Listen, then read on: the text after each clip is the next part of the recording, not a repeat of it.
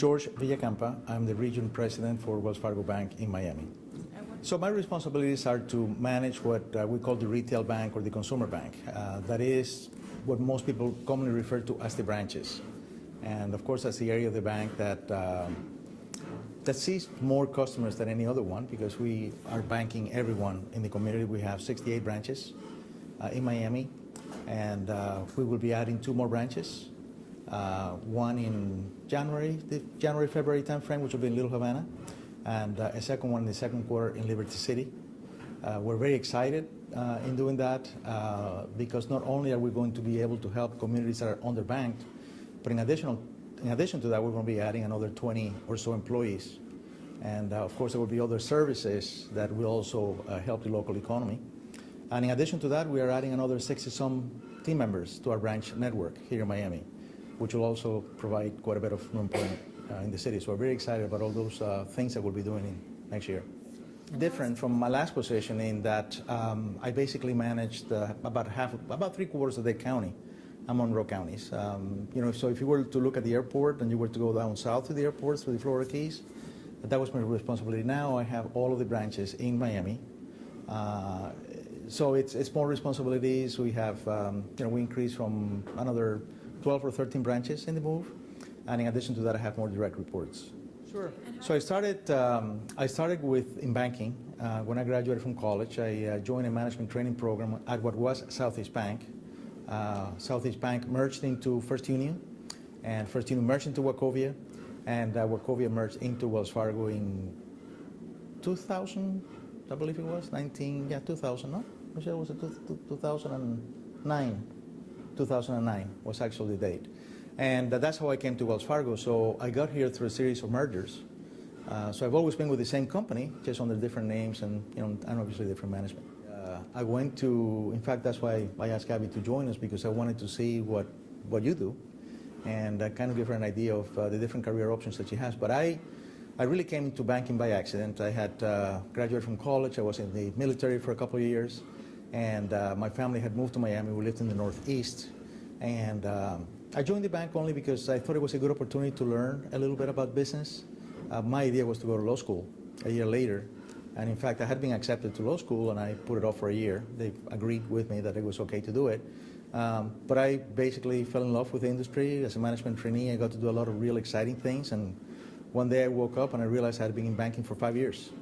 And that was going to be my career for the rest of my life. I found it very exciting, and I found it, I had a completely different impression of banking. Most people think of banking as where you go and make a deposit and withdraw money and everything else, and I came to find out that it was a completely different thing from the way it was. Of course, banking when I joined and banking today is 2 completely different things. There's more technology, there are, more regulations, a lot of other things, but the principle is the same, which is to helping our customers. Sure. So I get up really early in the morning. I get up about 5 o'clock. I work out for about an hour and a half, and then I either come to my office, or I'm out in the field with our team, visiting branches and coaching our team and things like that. Typically, I'm in the office on Mondays and Tuesdays, and that's when I meet with partners like Michelle and our marketing people and, community development, and I have a couple of conference calls that I have to do and things like that. And then the rest of the week and some Saturdays, then I'm out in the field. We like to say that we are a community bank, and that's why our management is local.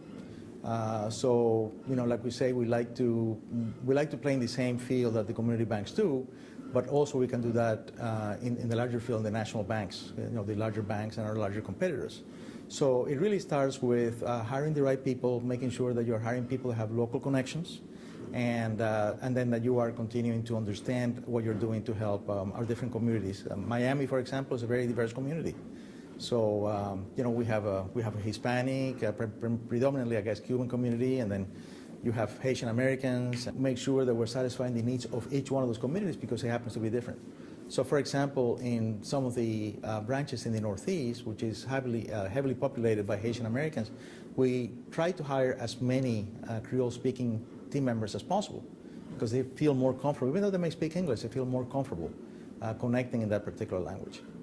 I spend some of my time in the field just talking to customers when they come into the branches and finding out what they need to do and asking them if there's, how it went, and is there anything that they can recommend to us that we could change, and things like that. Well, I like to think that I'm a very down-to-earth type of person. So I never forget my roots, and I always try to connect with them in that capacity. So my philosophy, quite frankly, is about people. I work with people. I have people that are friends, and most important, we have people that are members of our community and our customers.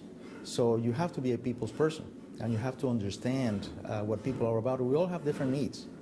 And what I try to do and what I try to make sure that our team understands is it's not about us, it's about the people that we're serving. What are their personal needs? Everybody has a different way that they started the day. I started in a certain way, it was a great start. For some people, it didn't go that way. So we have to understand that and try to help them and make sure that we're serving them in that capacity. The general principle of banking has always been the same. We have a business, business plans are different, but it's all based on the same thing. It's about bringing in deposits, about lending out money, investing, and that type of thing. So that general principle has never changed. What has changed is how we have gone about. The biggest change probably is technology. So as a result of technology, we are able to imagine being able to go to an ATM, right, and depositing a check in the ATM at 11 o'clock at night when there was no bank available. Before that, we couldn't do that. So typical banks open at 9 o'clock in the morning and close at 3. That's what's called bankers' hours. But in reality, a lot of things happen after 3 o'clock in the afternoon. That's when they were balancing the tellers and everything else because it had to be done manually. Now all that is done automatically.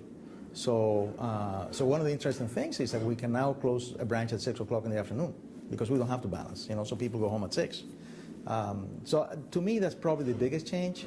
Also, a lot of functions have been centralized, where in the past it was done more like in the different branches. Now everything is centralized. Underwriting, for example, is centralized. Human resources is centralized, and things like that. But we can do that because of technology, because we use the telephone a lot, and things like that. And it's actually a lot more efficient, and it works better that way.